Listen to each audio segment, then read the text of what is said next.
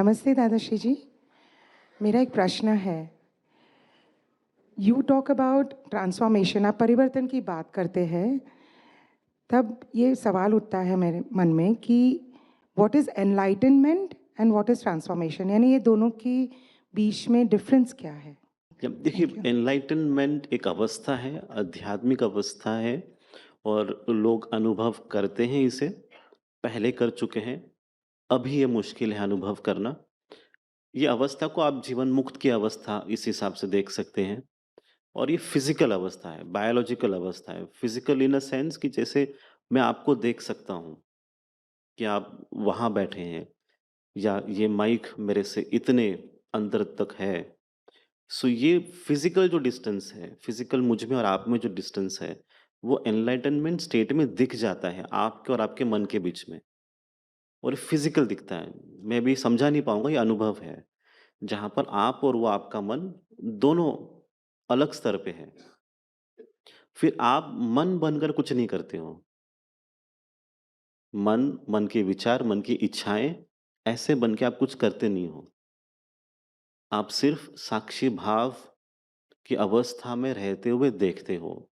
अभी साक्षी भाव क्या है? एक तो ये साधना भी है। साक्षी भाव का साधना कैसा है? देखते रहना है। जैसे आप मूवी थिएटर में जाते हो, आप क्या करते हो? स्क्रीन को देखते हो, पर स्क्रीन के अंदर की स्टोरी को आप बदल नहीं सकते हो, है ना? अचानक आप वो हीरो को नहीं बदल सकते, हीरोइन को नहीं बदल सकते, अचानक आप गाना नहीं डाल सकते। जो चल रहा है वो चल रहा है। तो एनलाइटनमेंट स्टेट में ही ऐसा ही होता है। आप बस ऐसे हो तटस्थ और सिर्फ़ देखते हो और मूवी चल रही है। और आपके बीच में और वो स्क्रीन के बीच में अंतर है। ये वो अवस्था है। मन रुकता नहीं है, ध्यान से मैं इसलिए आपको उदाहरण दिया कि मन रुकता नहीं है, मन चलते रहेगा वो। उसका जो भी फ्लो है, वो एज़ इट इज़ चलेगा। इसे आप हमेशा याद रखना, मन कभी बंद नहीं होता काम करने से। रात को सोएँगे तो थोड़ी देर के लिए ऑफ होता है, वो फिर से वो एक्टिवेट होगा। पर पूरी सृष्टि में, संसार में मन कभी भी बंद नहीं होगा। विचार कभी भी बंद नहीं होंगे। विचार हमेशा ही रहेंगे। तो अगर आपका ये प्रयास है, आपके विचारों से मुक्त होना है तो गलत प्रयास है। मन से भागना है तो गलत है। वो आप कीजिए मत, मन रहेगा। हुआ क्या कि आप मन से अलग हो गए। अब ये फिज़िकल एक्सपीरियंस है, फिज़िकल बायोलॉजिकल बॉडी के भीतर वो बदलाव ऐसे आता है कि आप उसे देख पाते हो और ये फिक्स हो जाता है और देखते हो। कुछ लोग उसे थोड़ी देर के लिए अनुभव करते हैं और वापस बाहर आ जाते हैं। ये हुआ एनलाइटनमेंट का अवस्था। तो एनलाइटेंड ऐसे बहुत लोग हो चुके थे पहले। जीवन मुक्त जितने भी लोग पहले हो चुके थे, श्री कृष्ण के वक़्त भी हैं, अर्जुन भी एनलाइटेंड है या पांडवास, कौरवास भी एनलाइटेंड है, रावण एनलाइटेंड है, राम जी एनलाइटेंड से थोड़ा आगे बट ये सारे एनलाइटेंड हैं। अभी रावण जब एनलाइटेंड है तब अपने मन को कुछ कर नहीं सकता है। जैसे मन है वैसे ही वो काम करेंगे। मन के अंदर बदलाव कभी लेकर आ नहीं पाए वो, एनलाइटेंड होने की वजह से। अब ट्रांसफ़ॉर्म्ड क्या है कि ट्रांसफ़ॉर्म्ड स्टेट जैसे मैंने एनलाइटनमेंट के लिए कहा आपको जीवन मुक्त की अवस्था और जो ट्रांसफॉर्म्ड स्टेट जिसे हम बार-बार कहते हैं कि ट्रांसफॉर्मेशन, परिवर्तन, उस स्टेट का नाम अमृत अवस्था है, अमृत। इसका नाम आपको वेदों में दिखेगा अमृत, पर इसका स्पष्टीकरण नहीं है कहीं पर। ये अमृत अवस्था कैसा है जहाँ पर जो आपका मन चल रहा है आप उस मन के साथ ही हो, मन से अलग नहीं हो। मन के साथ होते हुए आप मन का शुद्धिकरण करते हो। तो ये जो रावण का मन एनलाइटेंड होने के वजह से बदलता नहीं है, पर आप उस रावण के मन को राम जी का मन बना देते हो। ये ट्रांसफ़ॉर्मेशन करता है। तो जब भगवान गौतम बुद्ध हम कहते हैं कि एनलाइटेंड हुए, हम ये कहते हैं कि नहीं, वो उस अमृत अवस्था तक पहुँचे। तो उनका जो मन था, उनका मन पूर्णतः शुद्ध हो गया था। पवित्र, मन पवित्र होना, आप समझ रहे हैं? आप अपने मन को देखते हो तो पवित्र-अपवित्र दोनों दिखता है, अच्छा और बुरा। अमृत अवस्था में आपका जो मन है पूर्णतः पवित्र हो जाता है, शुद्ध हो जाता है, दैविक मन ही दैविक हो जाता है। ये वो अमृत अवस्था है और इसके लिए हम काम कर रहे हैं। तो लोगों को ये लगता है कि मन को हम नहीं चेंज कर सकते, मन को ट्रांसफ़ॉर्म नहीं कर सकते। इसलिए ये एनलाइटनमेंट का रास्ता है कि हम ऐसे चलते हैं। तो साक्षी भाव की साधना कर सकते हो पर अनुभव करना मुश्किल है। अनुभव समझ रहे हैं? अनुभव मतलब जो हो रहा है वो सहजता से हो रहा है, एफर्टलेस जहाँ पर आप अपनी एफर्ट ही नहीं डाल रहे हो। अपनी तरफ से आप कुछ कर ही नहीं रहे हो पर वो हो रहा है।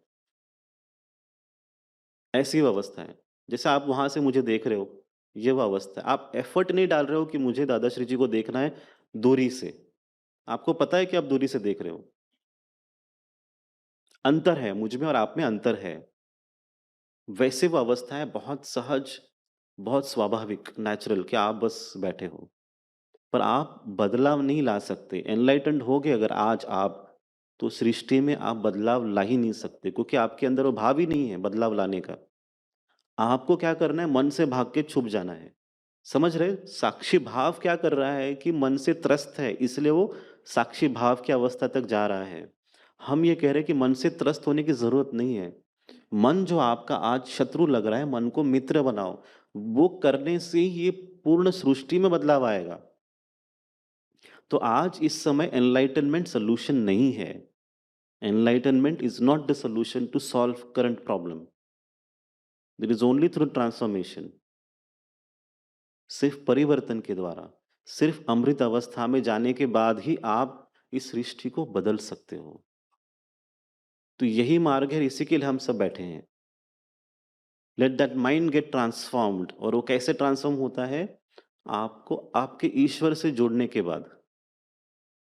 जो आपके भीतर आपके ईश्वर है, जिनके भीतर वो सारी पॉजिटिव सकारात्मक ऊर्जा है, विचार है, एनर्जी है, वो जब आपके मन में उतर जाती है, तब मन अपने आप ही शुद्ध हो जाता है। जब आप बैठते हो साथ में यहाँ पर, आप अपने मन के अंदर वो फ़ील कर सकते हो कि अपने आप ही वो दैविक बनना शुरू करता है। अपने आप ही स्थिर होना शुरू करता है। पवित्र होने का भाव आ जाता है। वो संपूर्णता हो जाएगा जब भीतर से वो ईश्वर प्रकट हो जाएँगे आपके मन के अंदर। समझ रहे हैं ना? बार-बार जब ईश्वर की मूर्ति का ध्यान भी करते क्यों करते हैं? कि मन पवित्र हो जाए। ईश्वर की मूर्ति का ध्यान करना ट्रांसफॉर्मेशन का ही काम है। उसी की साधना है। साक्षी भाव एनलाइटनमेंट की साधना है। ये बहुत छोटी-छोटी बारीक चीज़ है, इसको पढ़ाते कोई नहीं है बाहर। किसी को समझ में आता नहीं और किसी पुस्तक में इस तरह से लिखा हुआ भी नहीं है।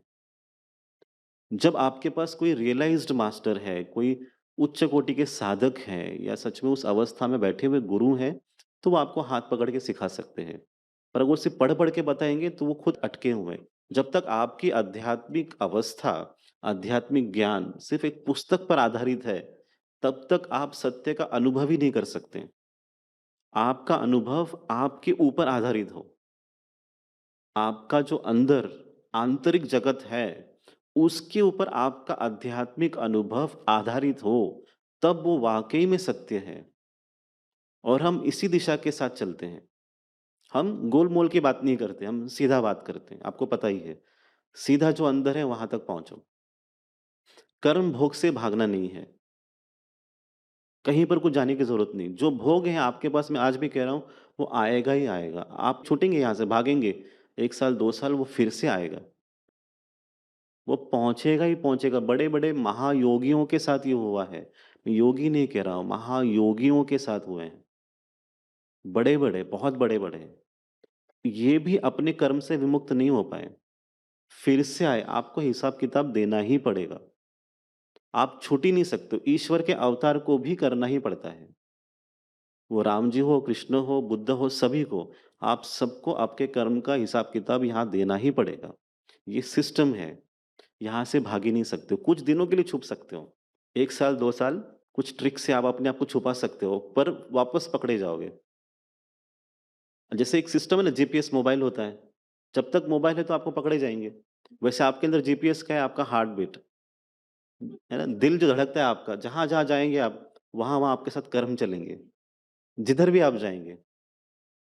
थोड़े दिन आप ड्रेस चेंज करके अपने आप मेकअप कुछ करके आप अलग नए कपड़े बना के नहीं, अब मैं आज से मेरा नाम ये है।